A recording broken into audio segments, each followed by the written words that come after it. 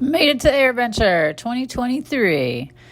So this is the map of just the camp, and here is the entire place. It's huge. The camp is huge, the place is huge, and here's what Camp Scholler looks like.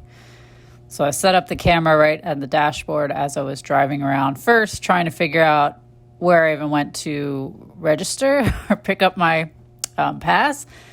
And then I spent, I don't know, a good hour and a half just trying to find a place to stay. So you don't have a designated camping spot. You just kind of have to drive around until you find something and then park there. I thought it would be easier since I'm just in my car, camping in my car, but it was still difficult.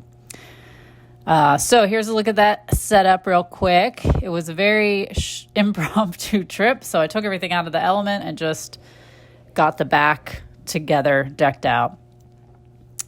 Okay, and if you get there early, you can kind of walk around before anyone gets there, check out all the planes. We see all the different vendor tents. This is one small portion of the event. Took me a couple days to really get the lay of the land, even though I had a good tour from Mr. Jim Gorman, who I work for at Gorman 360.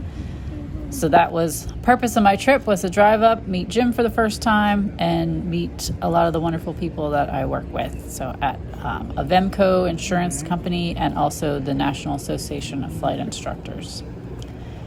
But I took some time to just kind of check out everything as much as possible, soak it all in, and figure out if I want to go again. This trip took me almost 20 hours drive. So it's definitely a commitment. And it was a good drive.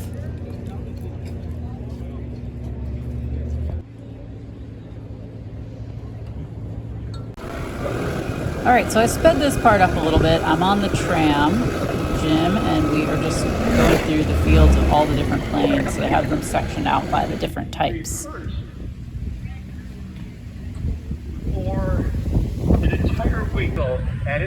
Here's a little bit of the NAFI tent. So I did some of the design here, some of these retractable banners and signs that you see around with that illustration. Definitely had to see that and meet the crew.